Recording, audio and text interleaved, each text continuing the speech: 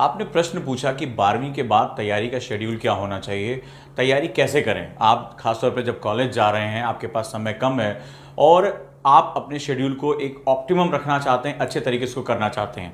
तो आज मैं एक पूरा विधिवत आपके सामने एक शेड्यूल डिस्कस करने जा रहा हूं कि अगर आप कॉलेज के साथ हैं, पढ़ाई कर रहे हैं, उसके साथ साथ आप यूपीएससी की तैयारी के लिए खुद को कैसे प्रिपेयर कर सकते हैं, कैसे झोंके रख सकते हैं। हम बात करेंगे 3 स्टेजेस की, जब आप कॉलेज में हैं और ग्रेजुएशन कर रहे हैं और आप अपनी पढ़ाई को निरंतर चालू रखें। तो जनरली जो कॉलेज डेज होते हैं वो मंडे टू फ्राइडे होते हैं, यानी आपके हफ्ते में 5 दिन आपके उसमें यूटिलाइजेशन होते हैं। अब तीनों चरणों की अलग अलग तरह की पढ़ाई होती है, इसमें फर्स्ट ईयर, सेकेंड ईयर और थर्ड ईयर होता है।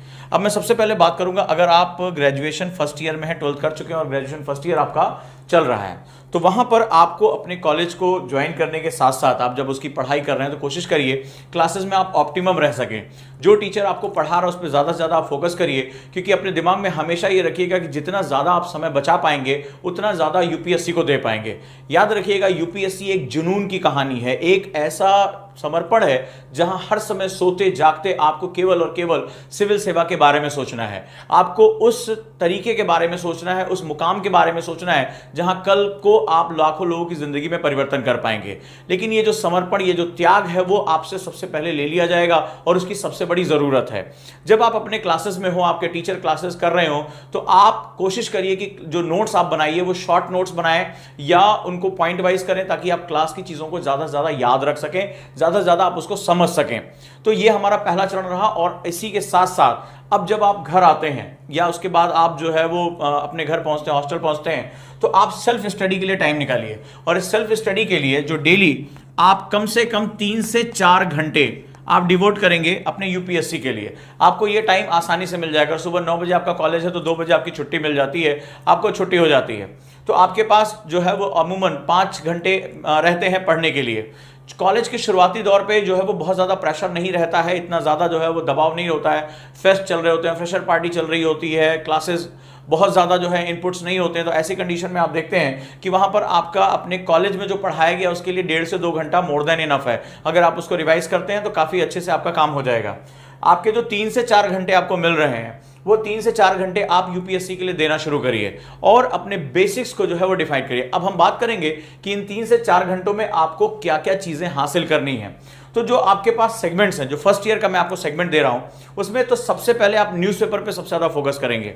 न्यूज़पेपर आप अपने कॉलेज की लाइब्रेरी में भी पढ़ सकते हैं, कहीं ट्रैवलिंग कर रहे हैं तो वहां भी पढ़ सकते हैं। न्यूज़पेपर को आप अपना आधार बनाकर लेकर आइए। जैसे अगर आप इंग्लिश में हैं तो हिंदू या इंडियन एक्सप्रेस, इंग्लिश में है तो दैनिक जागरण का राष्ट्रीय संस्करण या जनसत्ता। लेकिन इसको आप आदत बनाइए और सिलेबस के अकॉर्डिंग पढ़िए। जब आप न्यूज़पेपर पढ़ेंगे तो आप सिलेबस के अकॉर्डिंग पढ़ेंगे। जैसे कोई महिलाओं का मुद्दा है तो जीएस पेपर 1, कोई आपदा प्रबंधन का मुद्दा है या आपदाओं का मुद्दा है, जीएस पेपर 3 हो गया, कोई पॉलिटिकल इशू है, जीएस पेपर 2 हो गया।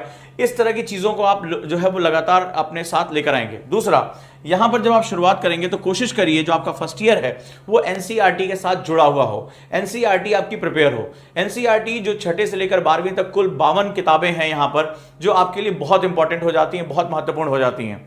अब ये 51 और 52 बुक्स जो हैं वो काफी बल्कि हो जाती हैं, तो एक तरीका ये है कि आप इनको रीड करिए, इनके नोट्स बनाइए। और सबसे महत्वपूर्ण जो एनसीईआरटी है वो होता है, इसको हम लोग बोलते हैं बीटीएल, बिटवीन द लाइंस, यानी उनकी लाइनों के बीच में जो छुपे हुए मतलब हैं, जो अर्थ हैं, वो समझना आपके लिए बहुत जरूरी होता है। तो आप इसके लिए जो, जैसे अभी हमने एक शुरुआत की इसी बात को देखते हुए कि अपने बेसिक्स को आप जो है वो पूरा कर लें, एक बहुत ही सिंपल, बहुत ही कम फीस में एक एनसीईआरटी कोर्स शुरू किया है, जिसमें अभी तक की जो इंडिया में जितना भी एनसीईआरटी पढ़ाया जाता है, सबसे विविध टीम जो है वो इसी के साथ है। हर सब्जेक्ट के लिए एक डेडिकेटेड टीचर है और एक बहुत ही जो दिल्ली के जाने माने जो टीचर्स अपने अपने सब्जेक्ट के, वो एनसीईआरटी टीच करें, ताकि आपको वही स्टैंडर्ड मिले, न कि कोई एक टीचर अपने सारे सब्जेक्ट पढ़ाता चला जा रहा है। तो यहां हम एनसीईआरटी में वो क्वालिटी लेकर आ रहे हैं, क्योंकि एनसीईआरटी आपकी समझ को विकसित करने का बेस है।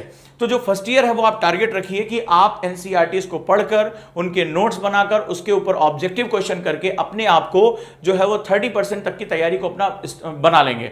इसका जो योगदान होता है 30 to 40% होता है, वो यहां पर बेसिक्स आपका तैयार हो जाएगा। और जब आप पढ़ें तो आप कोशिश करें कि बीटीएल पर सबसे ज्यादा फोकस करके रखें, बिटवीन द लाइन्स। अब हम बात करेंगे अपनी तैयारी में वीकेंड्स का प्रयोग कैसे करते हैं। इस दौरान आपका कॉलेज नहीं होगा और आपके पास समय बचा होगा।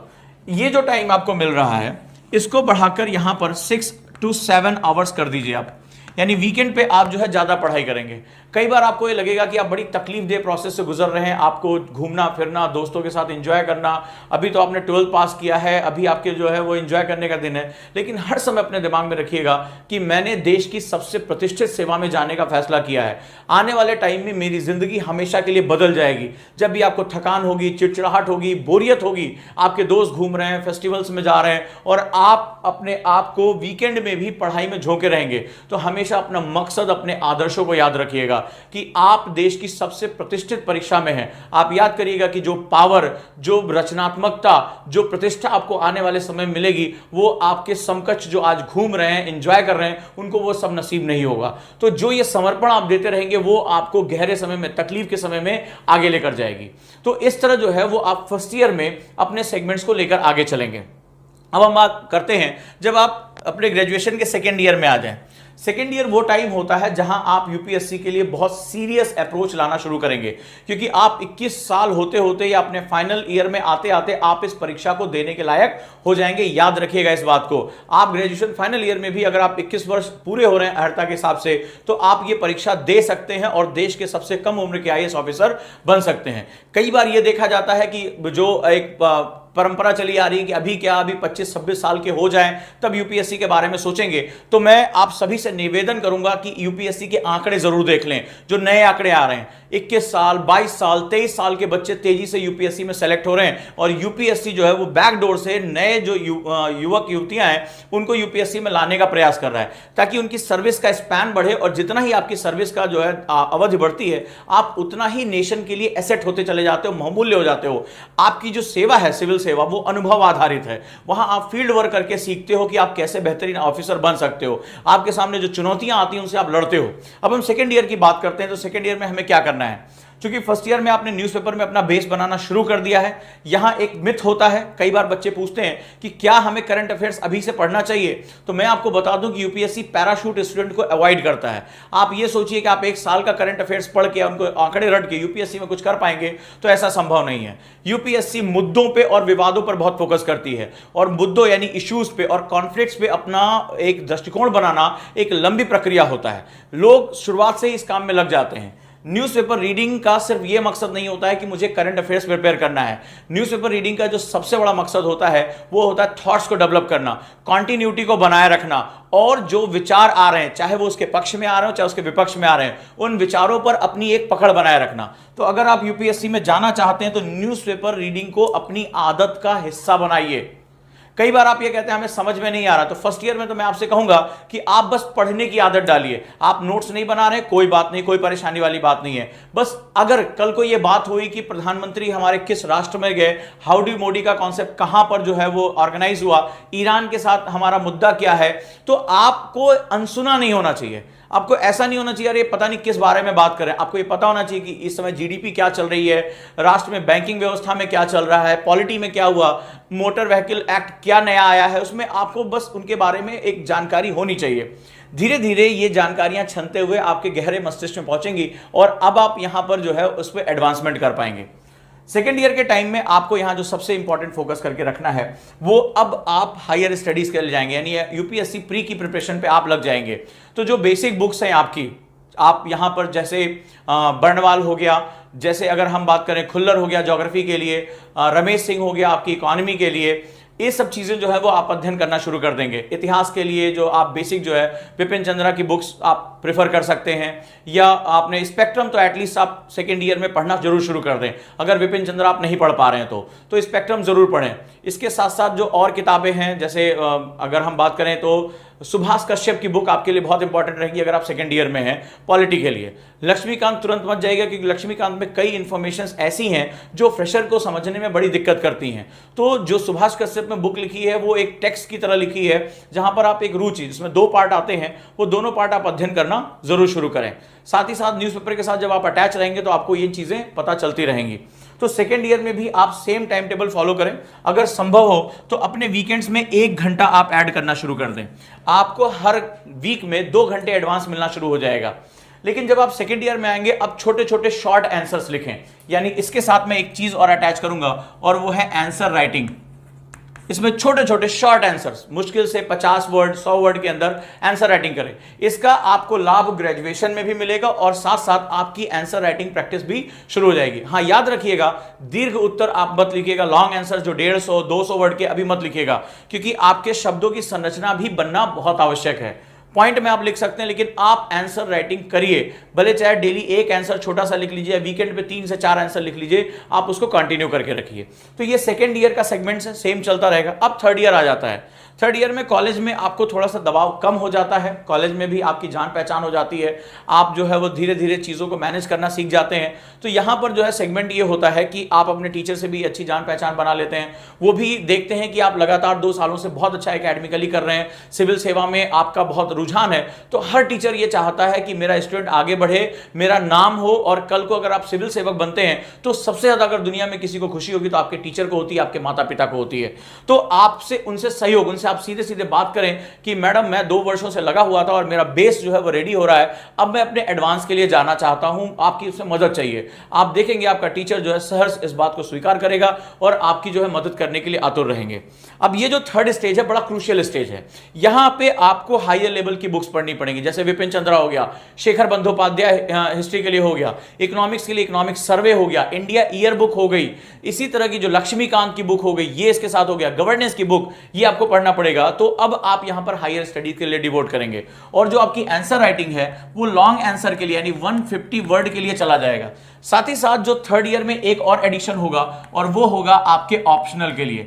इस समय तक आप तैयार हो चुके होंगे अपने ऑप्शनल को चुनने के लिए। सेकेंड ईयर में ही आपको पता चल जाएगा कि आपका ऑप्शनल क्या होना चाहिए।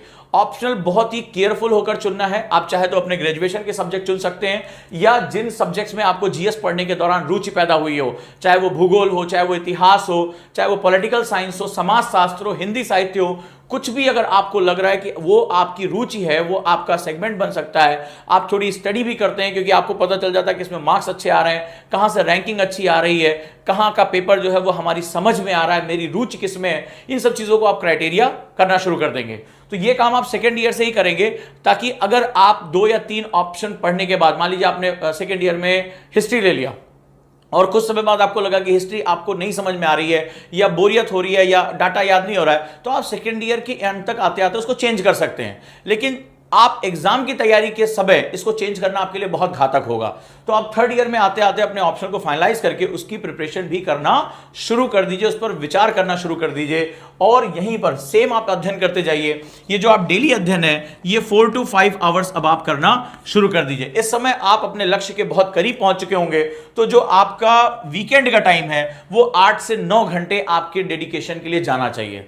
यकीन मानिए इस समय तक आपको थकान भी हो रही होगी, एक आपको घबराहट भी हो रही होगी, लेकिन अपने मन में याद दिलाएगा कि ये फाइनल स्ट्रोक का समय है। अगर ये साल जो थर्ड ईयर है आपका, अगर ये साल बहुत अच्छा निकल गया तो यकीन मानिए आपको सफल होने से और देश का सबसे कम उम्र का आईएएस होने से कोई रोक नहीं पाएगा।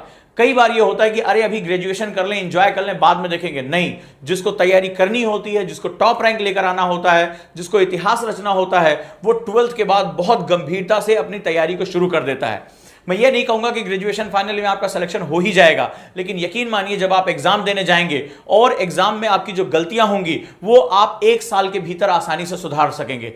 अब अंदाजा लगाइए कि अगर आप ग्रेजुएशन के बाद शुरू करते हैं और सेम यही प्रक्रिया से गुजरते हैं, एनसीईआरटी, फिर इंटरमीडिएट बुक्स, फिर उसके बाद एडवांस बुक्स, उसके बाद आंसर राइटिंग, फिर आपको 2 से 3 साल लग जाते हैं, यकीन मानिए। और उसके बाद जब आप एग्जाम देने जाते हैं और फिर गलतियां होती हैं तो फिर सुधारने के लिए आपके पास समय नहीं होता है। तब तक आपका बेशकीमती 3 से 4 साल निकल चुका होता है, और आपका बैचमेट हो सकता है कि आपका बहुत सीनियर मोस्ट ऑफिसर के रूप में वो तैनात भी हो जाए, वो नियुक्त भी हो जाए। इसीलिए कहा जाता है early bird gets the worm, जो सबसे पहले काम शुरू करता है उसी को सबसे ज्यादा मिलता भी है। तो ये रहा 3 जो हमारे सेगमेंट्स हैं, 3 साल का जो हमारा इनपुट्स है, इस हिसाब से उसको तैयारी करिए। सेकेंड ईयर में अगर आपको लग रहा है कि आपके पास कोई गाइडेंस नहीं है, तो जब आप सेकेंड ईयर में आते हैं तो यहां पर भी हमारे पास 2 ईयर का जो है कॉन्सेप्टर बैच अवेलेबल है ऑनलाइन। एक तो कक्षा कार्यक्रम हमारे पास बहुत ही खूबसूरत है, केवल 35 बच्चों के लिए। फर्स्ट ईयर के लिए आप एनसीईआरटी प्रेफर कर सकते हैं और अपनी पढ़ाई को एक नया आयाम दे सकते हैं। जो दोस्तों मैंने टाइम टेबल बनाया, जो स्टेजेस बनाए हैं, उनको फॉलो करिए और अपने अंदर हमेशा विश्वास करिए। जब भी आपको वीकेंड में समय मिले, एकांत में बैठिए, अपनी डायरी लिखिए। आपके मन में निराशा आ रही होगी, ऊब हो रही होगी, आपको लग रहा होगा कि आप संसार से पिछड़ रहे हैं, आपके दोस्त एंजॉय कर रहे हैं, रोज नई नई फोटोज लगा रहे हैं और आप एक बंद कमरे में पढ़ाई कर रहे हैं। हमेशा अपने मकसद को अपनी दीवार के सामने रखिए, उस पर एक घोषणा पत्र लिख दीजिए, मैं फलाना अपना नाम इस व्यक्ति को आईएएस बनकर रहूंगा, और रोज उसको याद करिए, रोज उसको देखिए और अपने मन में विश्वास करिए कि अगर कोई सिलेक्शन ले सकता है तो मैं। आज ये 3 साल की मेरी बंद कमरे की तपस्या कल मुझे एक स्वर्णिम भविष्य देगी। आज जो लोग घूम रहे हैं, कल मेरे ऑटोग्राफ लेने के लिए, मेरे हस्ताक्षर और मेरे साथ फोटो खिंचाने के लिए परेशान रहेंगे, मेरे पीछे पीछे भागेंगे। जो मेहनत करता है वही इतिहास लिखता है, लेकिन मेहनत हमेशा सही समय पे होनी चाहिए, सही तरीके से होनी चाहिए, और यह तरीका बहुत ही जांचा परखा है। इस वे में आप पढ़ाई करते हैं तो देखिए आप कैसे एक स्वर्णिम भविष्य लेकर निकलते हैं, और यही ओजांग आईएएस एकेडमी का हमेशा प्रयास रहा है। कोई भी प्रश्न हो कमेंट बॉक्स में जरूर पूछें।